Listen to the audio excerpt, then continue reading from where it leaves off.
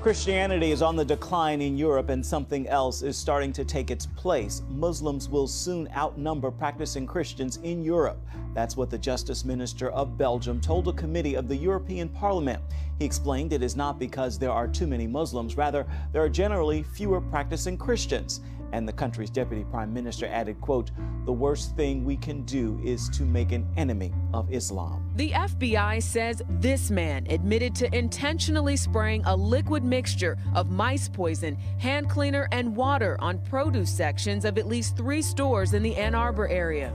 He told investigators he sprayed food with the substance at a Whole Foods, Meijer, and Plum Market within the last 2 weeks. But according to the FBI investigation, at least 14 total Michigan stores could have been affected. What if he's been doing it for weeks or months or years and we're just suddenly someone saw him? And I mean, it makes you think about everything you buy all the time. A Whole Foods employee in Ann Arbor noticed this individual spraying liquid on produce and reported it to police, sparking the investigation.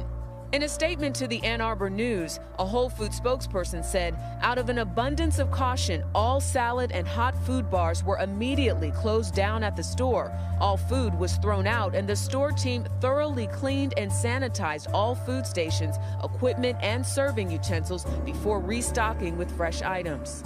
State health officials say they do not anticipate adverse health effects for people who may have ingested potentially contaminated food. But the Michigan Department of Agriculture and Rural Development is warning customers to take action, encouraging consumers to dispose of any foods purchased from salad bars, olive bars, and ready-to-eat hot and cold food areas from these stores between mid-March and the end of April. Target's liberal bathroom position is getting backlash from consumers. 2 weeks ago, the store stated that customers and employees can use the restroom or fitting room that corresponds with their gender identity. Customer surveys from 2 separate research firms show Target's reputation has since fallen dramatically. You have man parts, you go to a man bathroom, and if you have lady parts, you go to a lady bathroom. More than 1 million people have signed a boycott petition from the American Family Association. The group says Target's policy is, quote, exactly how sexual predators get access to their victims.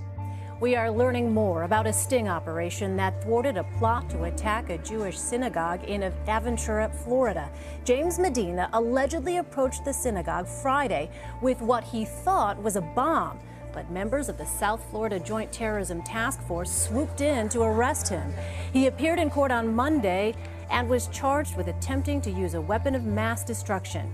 We're following some new developments on a deadly shooting near Houston, Texas. An employee of a trucking company who was fired earlier today returned and then went on a shooting rampage, killing at least 1 person before taking his own life.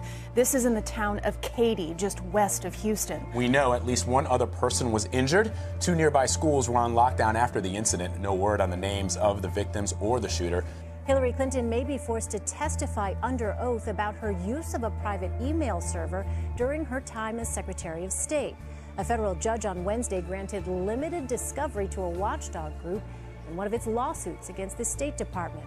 The judge also said the deposition of Clinton may be necessary. British Prime Minister David Cameron will propose a bill this month aimed at cracking down on Islamic extremism in Britain.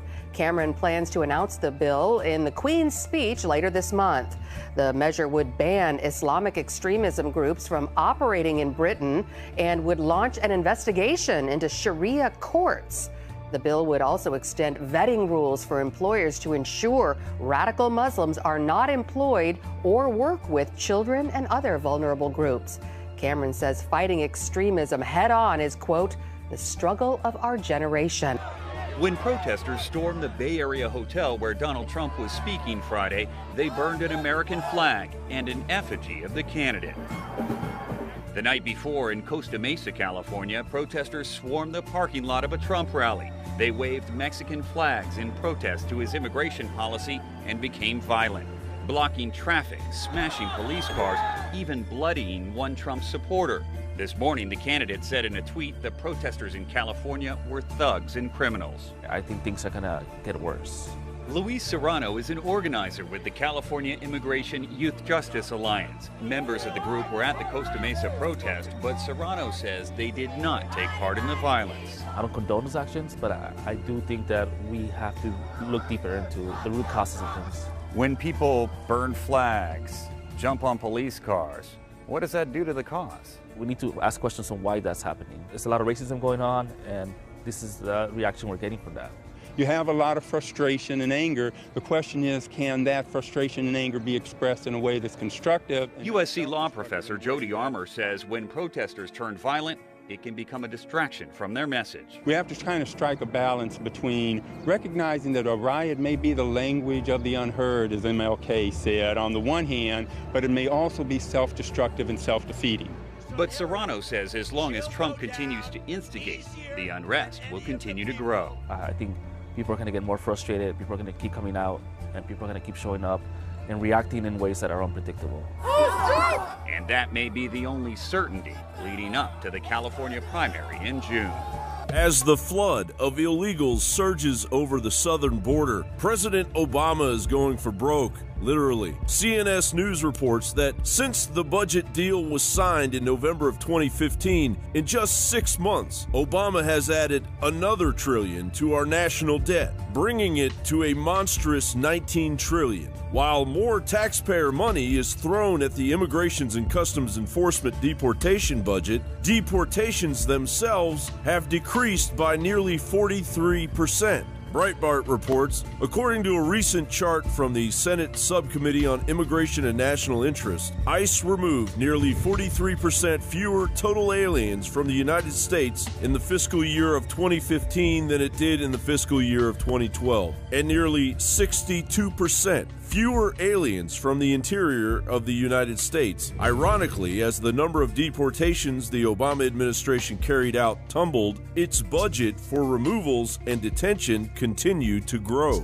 From $2,750,843,000 in fiscal year 2012 to $3,431,444,000 in fiscal year 2015. But the most alarming statistic from Breitbart's report is that ICE removed 235,390 criminal aliens from the United States in fiscal year 2012, as compared with 139,368 in fiscal year 2015, meaning that it deported nearly 41% fewer criminal aliens last year, with 25% more resources than it had in fiscal year 2012. As illegal immigrant crimes in the U.S. go largely unreported, even mentioning the unwarranted murders of American citizens by illegal immigrants is deemed racist by New World Order brainwashed dupes. And if you think the perpetual raping going on by ungrateful Islamic hordes is only occurring in Europe, think again. New documents say the man accused of kidnapping and sexually assaulting a gas station worker uttered Allah Akbar during the assault. 4 illegal aliens from Guatemala are charged in the rape of a Massachusetts woman and the vicious beating of her boyfriend. And one of the suspects was arrested less than a month before the attack. The quartet has been saddled with a slew of charges. It's been 2 years since Fusion reported that a staggering 80% of Central American girls and women crossing Mexico en route to the United States are raped along the way. Meanwhile, Panama announced they are transferring 3,000 U.S.-bound Cuban migrants to Mexico as Cuban migration spikes. And in 2016, immigrant families crossing the border is 40% higher than the previous record in 2014. When the history books are written, the flood of a great unknown and unchecked exodus of chaos in the face of all reason, civility, and legality, revolving around the enforcement of immigration laws that have dictated the policy for immigration for centuries, will go down as one of the most reckless acts instigated by a U.S. president in modern history. But every time you try to get away from the government, they'll kill you. Or put you in prison. Or let you become an American.